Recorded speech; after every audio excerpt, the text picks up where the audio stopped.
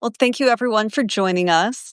I'm so pleased to have Liz Oyer with us today. I'm Susan Demas, the executive editor here at Lincoln Square. And Liz is an expert in legal ethics. She is the former pardon attorney at DOJ, and she was actually the first public defender to hold that role. She served until 2025. After clashing with the Trump administration's policies and refusing to recommend reinstating actor Mel Gibson's gun rights after his long history of domestic violence. But I'm so glad that you're here to talk with us today, especially with some of the same players being in the news so much. Yeah, I'm glad to be here, Susan. Thanks so much for having me on. Thank you. So you did serve as pardon attorney, and you were appointed in 2022, and then President Trump won a second term. He appointed Pam Bondi as his attorney general, and then on the first day, you and everyone else gets a letter saying you are all the president's lawyers, which is not how it's supposed to work at the Department of Justice, at least my understanding. And After that point, you were actually fired by Todd Blanch, which is a name that I think a lot more of us know this week because he's been meeting with Ghislaine Maxwell, who is in prison for the sex trafficking of minors. She's a longtime associate of Jeffrey Epstein. And the backdrop to all of this is that Trump is facing intense pressure to release the so-called Epstein files as he promised.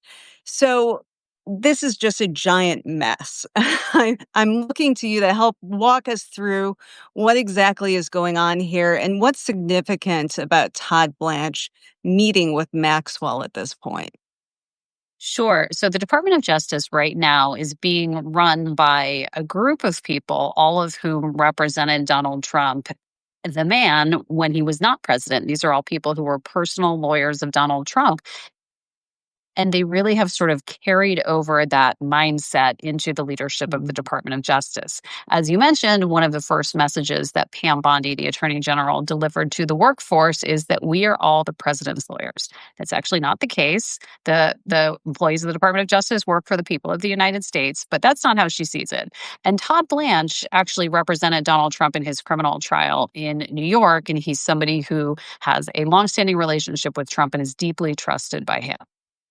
So, Todd Blanch has now been brought in by the president to try to solve the most overwhelming political crisis of his presidency to date, which is the Jeffrey Epstein files. And he's looking to find a way to get out of this. So he's brought in the deputy attorney general to try to find a way forward. And what Todd Blanch is doing here is really extraordinary. He is essentially the chief operating officer of the Justice Department, right? So he's like the second in command in the department and really, really high up. He's so high up that he has his own Secret Service detail. When he goes Right. anywhere, he goes, in a car driven by Secret Service agents. So last week, Todd Blanch flew down to Tallahassee, Florida, where he met for 2 days with Ghislaine Maxwell, who is currently serving a 20-year prison sentence. He went himself personally to spend 2 days meeting with her to see if she can somehow help them solve the Epstein crisis. This is incredibly unusual that the number two official in the department would be spending his time this way. It's incredibly unusual that the Department of Justice is even trying to reopen this case of someone who has been convicted and sentenced for one of the most serious crimes on the books, which is the sexual exploitation of minor children. It's really, really extraordinary, and it suggests that the Trump administration is really desperate to solve this problem. I think that everything that we're seeing happen right now is being done in the interests of Donald Trump, not in the interests of justice or upholding the laws of our country, but really to try to solve a problem for Trump the man, and that's what Blanche has been working on. We don't know what has come of this meeting with Maxwell. We know that Maxwell's lawyer said that it went really well, that the lawyer is now out there publicly making a pitch to Trump to give her a pardon.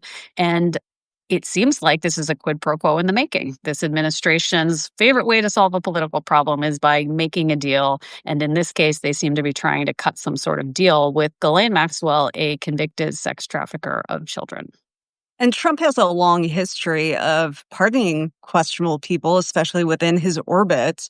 Michael Flynn, Roger Stone, the list goes on and on. So, I mean, although in terms of legal precedent, this seems to be rather unprecedented, in terms of Trump's history, this just kind of seems like more of the same.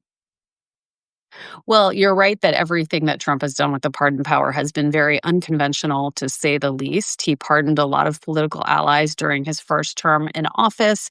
And even in just the first 6 months of his new presidency, he's done some things with the pardon power that no president has done before.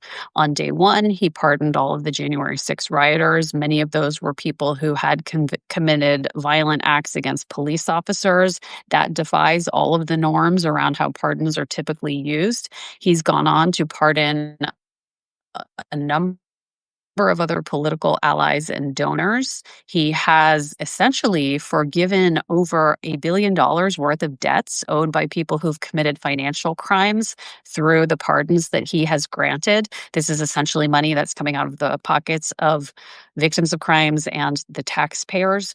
All of that is just not how the pardon power has ever been used before by any president in history. It's really, really unusual. And so it would be incredibly unusual for a president to even consider pardoning someone who is convicted of crimes involving sexual exploitation of children, like Maxwell has been.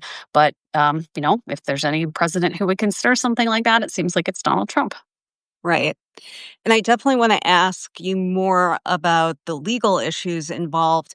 But, as you pointed out, this has been a huge political tool for the president. And so it's hard to separate that out because there really does not seem to be any legal grounds to let Maxwell out of prison. I mean, she's barely served any of her sentence. And in fact, many people think that the sentence was too light to begin with, including Speaker of the House Mike Johnson.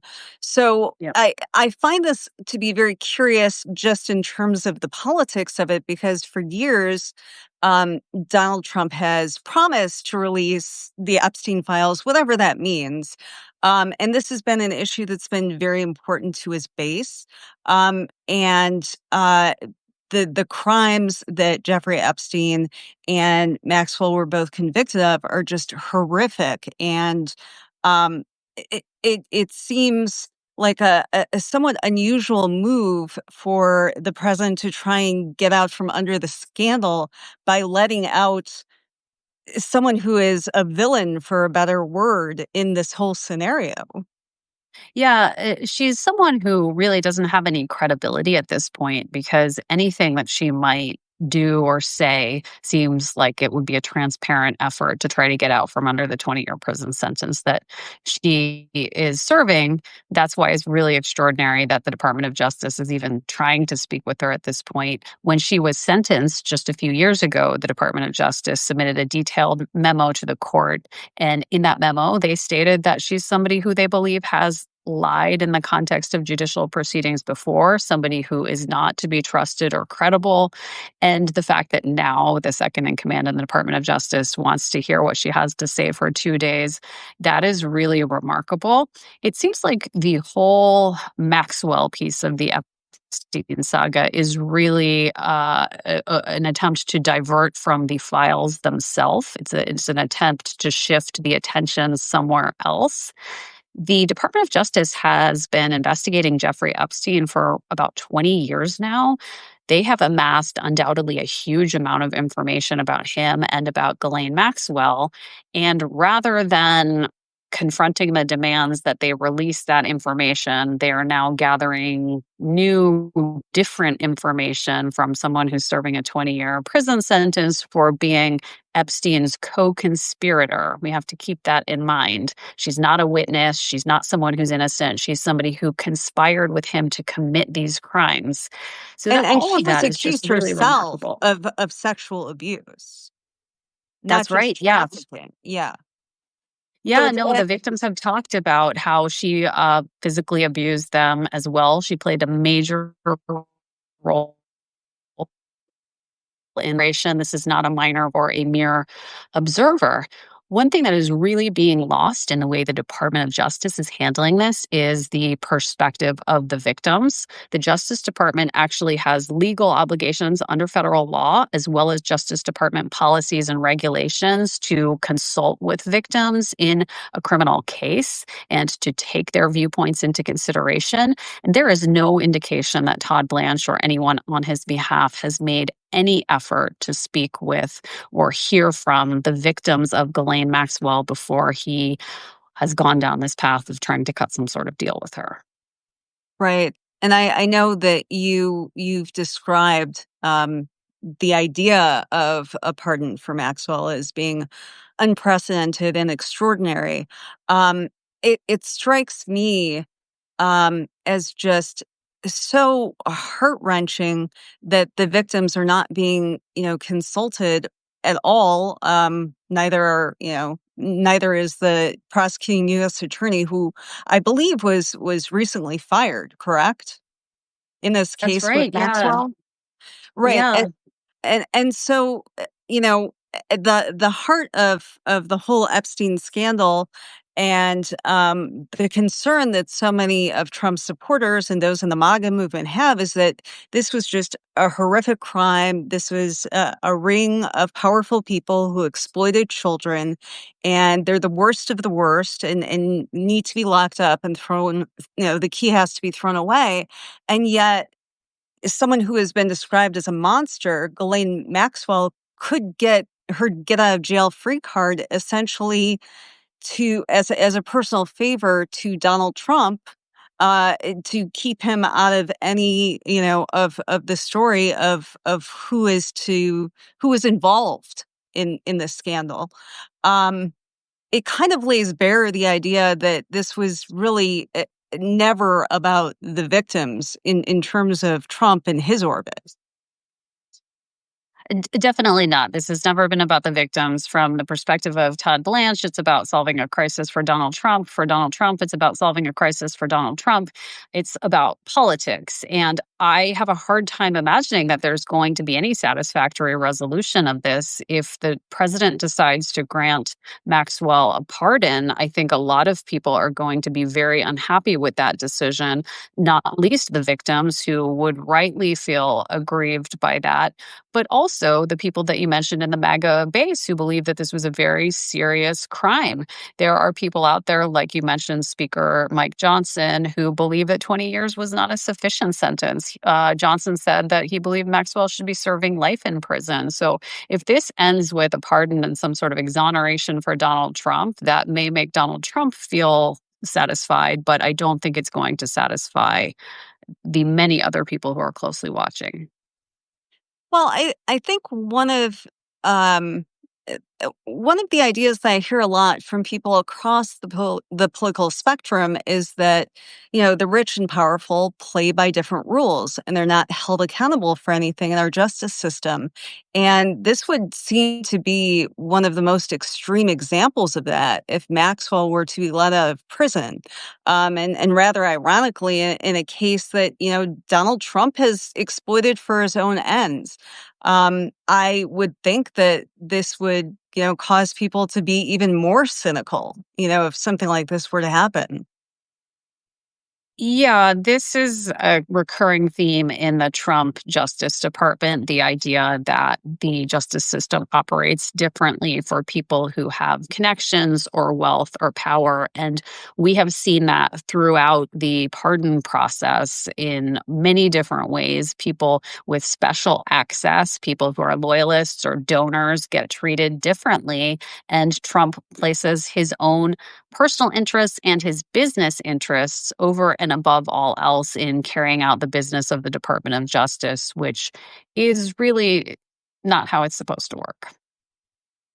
Is it too strong for us to call this corruption? Because it certainly appears to be. It's not, I mean, it's the definition of corruption to use an official office or official powers for personal financial gain. Have you heard from anyone who is still in the Department of Justice about other ways that political pressure is being exerted right now? It's a very hard time for those who are still working in the Department of Justice. A lot of my colleagues, after I was fired, grappled with whether to stay or leave, and many have since made the decision to leave because it's just a very difficult environment to work in. I do know some folks who are still there, and I take heart in knowing that there are good people who are still working in the Department of Justice trying to do the right thing every day. But it is very hard for them, and it gets harder by the day. And many people have reached the conclusion that they simply cannot go on without compromising their own personal values. My view is that it's important for career experts to try to stay and do the right thing, but it's also a question of one's own personal integrity. And once you compromise your integrity, you can't get it back. And if the job is putting you in the position of having to do that, then it's probably a job that you can't keep. And I think a lot of folks in the Department of Justice have come to that conclusion. I know that in the past, a lot of people have been career civil servants, whether it's in the Department of Justice or, other departments in the government, labor, veteran affairs across the board. But even before all of these, mass federal firings that the Trump administration has taken on, um, it it seems like there's been a lot of institutional knowledge lost, starting mainly with the first Trump administration, from people who felt that although they were dedicated to the job, they just couldn't serve under the Trump administration. I'm just wondering, has there even before these firings, has there been a lot more attrition, especially in the Department of Justice, than in the past? I do think that there were some folks who made a choice to leave before the new administration came in, but there were many more who chose to stay and believed that there was a path forward for the very important work that the department is doing. I was one of those people who believed that the work could and should continue, and I chose to stay.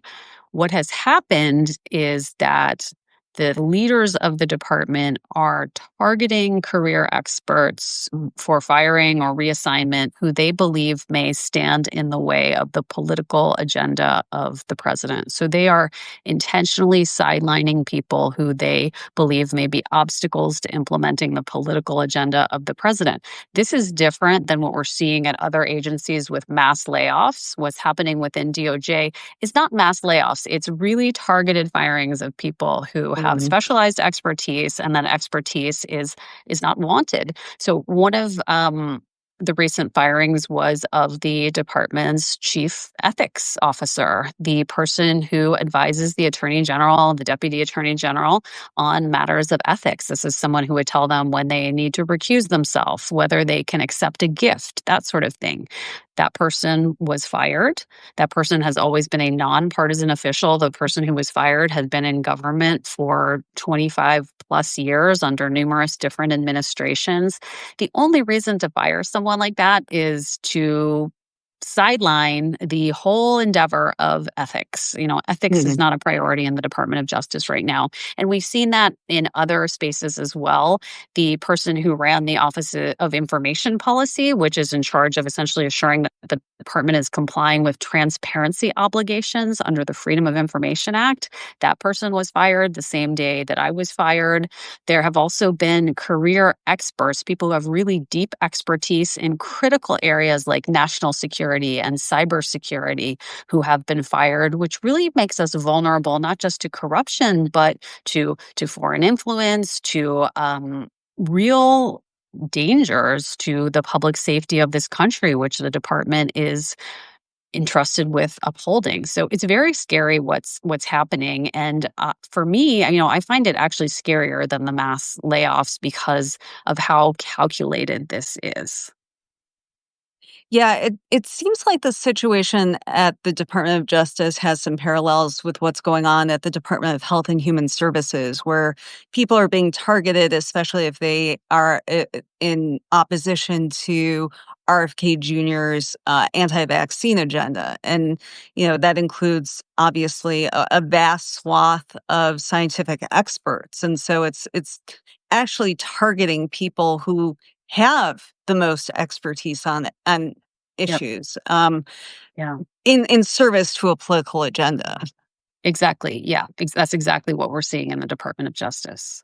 And it's such a loss because, one of the bedrocks of our government is that, there are career civil servants who have so much knowledge and expertise and will stay through political transitions, Republican presidents to Democrats, because, the work still needs to be done. The fundamentals of the job aren't supposed to change, but all of the rules, seem to be being changed or just broken by this administration.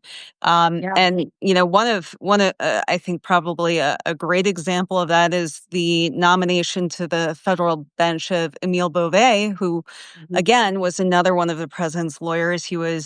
Um, he was very involved, as you know, in getting rid of anyone who prosecuted the J6ers, Yeah. and making sure there was no longer justice in that case. And now he has a lifetime appointment, and there are talks that he's going to end up on the Supreme Court, Yeah. even though he was opposed by dozens of lawyers and groups who did not think he was qualified.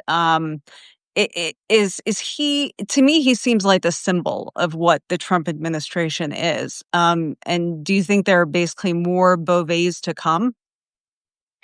Yes. Bove is somebody who also was a personal attorney for Donald Trump, and he was rewarded for his service with a high ranking position in the Department of Justice. He was the number three official, essentially, and he did some of the dirtiest of dirty work for the Trump administration during the early days of the administration. What you mentioned with the firings, the quid pro quo with Eric Adams, ensuring that the president's deportation flights took off without a hitch despite court Mhm. orders saying that they shouldn't. He really carried a lot of water for the political agenda, and he is now being rewarded with a very prestigious position, a federal appellate judgeship, which is a lifetime appointment, and as you noted, a potential path to a Supreme Court nomination. And I think that's just the model of this administration, is to reward people for loyalty with these coveted high-ranking positions that give them lifetime tenure. Some people have expressed the view that, it will be a relief that Bove is no longer in the Department of Justice, but now, he's taking on a new and very important role that gives him a lifetime appointment.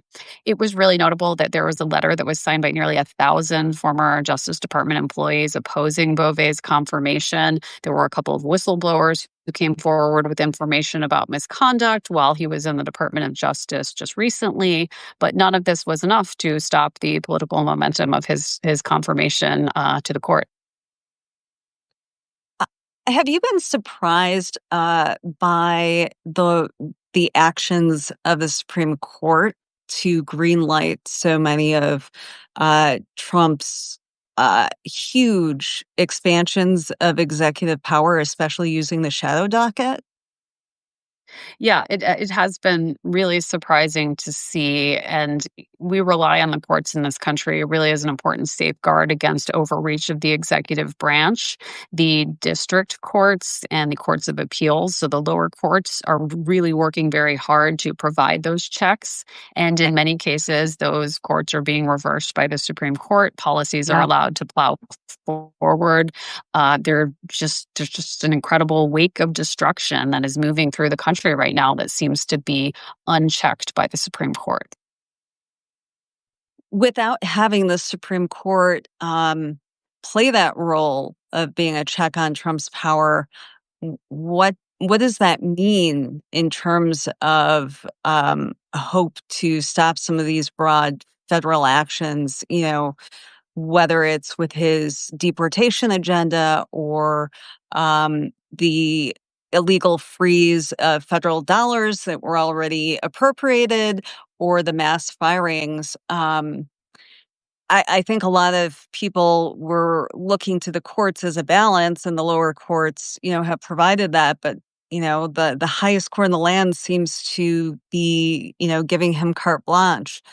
It it it Yeah, it yeah. kind of leaves you feeling helpless, Well, to be honest. let me say 2 things about that. One is let's not give up on the courts yet. The Supreme Court has, for now, allowed a lot of policies to proceed, but they haven't made final rulings on whether these policies can stand. So, in the They've just interim, let in him many continue cases, until then, you know? right, right. Right. So they actually have not ruled on the merits of the majority of the legal issues that are pending. And we may see them rule on the merits in a way that does ultimately shut down some of these dangerous policies of the administration, even though they didn't want to put the brakes on them temporarily before they can make a decision. So, there is still hope for the Supreme Court. And the other thing that I think has been just surprisingly heartening to me is the engagement and power of our fellow citizens. There are Mm. so many people who I think even people who may have supported Trump originally who are seeing what he is actually doing and they do not like it and they're making their voices heard. So we the citizens are ultimately the last line of defense for our country. If the courts don't come through for us, we still have our own power. We have the ability to voice our concerns, to hold our elected representatives to account, and to vote. And I do think that people are starting to see, even some people in the MAGA base, that all of the lies and all of the corruption are not making our country better. And it does seem like this Epstein scandal has kind of crystallized that more than anything else, which, may have caught some of us off guard, but,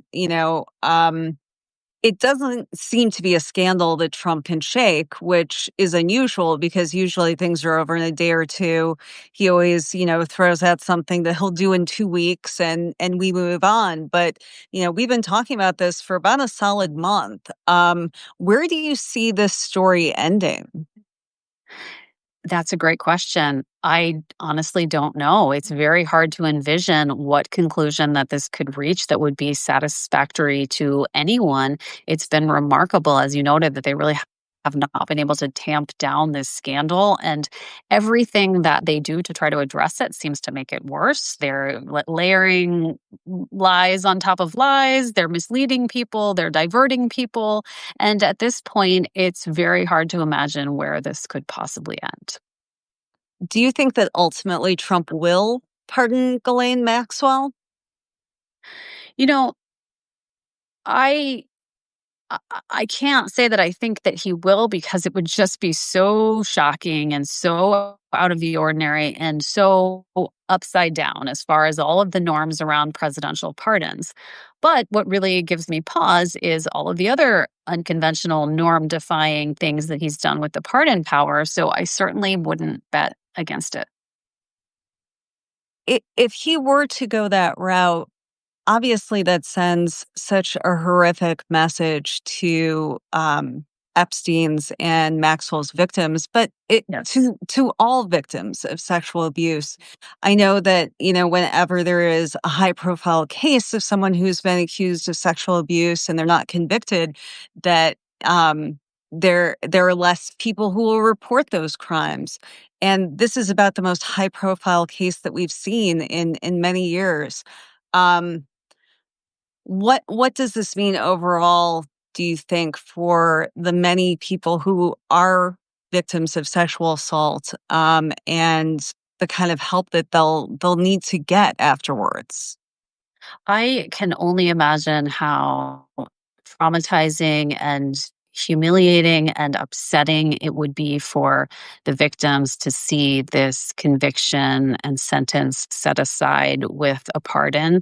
I hope for their sake that we don't have to answer that question of what it will do. But the fact that we're even having a conversation about it is bad enough. I mean, there's Right. no other president in history that I think would have even seriously considered granting a pardon in a case like this. The fact that we have to talk about it already shows how far down this path we are with Trump. One of the ways that he amasses power is by dangling the possibility of a pardon. So even if he doesn't do it here, he's dangling the possibility in front of Mm. Ghislaine Maxwell to try to get her to potentially exonerate him or implicate others.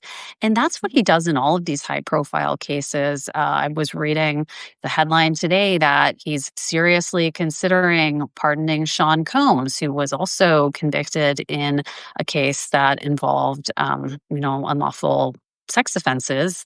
And maybe he will, maybe he won't pardon him, but he is amassing power and wealth by making it known that he could dole out a pardon. And if you Mhm. please him, you carry his water, you do his bidding, you donate to his causes, you're more likely to get a pardon. And that in and of itself helps him to entrench and enhance his power and his wealth. And I know we'll never know what goes on inside the president's head, but he does seem to take a special glee in throwing out these what should be outrageous scenarios, like, trying to let P. Diddy out of prison after, he's been in the headlines for the last year for um his his own sexual abuse allegations in great detail. But that does seem to be kind of the hallmark of the Trump administration of how far can we push things, and it really seems to be an embrace of this sort of cruelty, and that in and of itself, it kind of takes a cumulative toll on all of us because I'm sure that you decided to become a lawyer and join the Department of Justice because you believed in finding justice for people. And this really seems his ethos really turns that on its head. And that's not really what this country is supposed to be.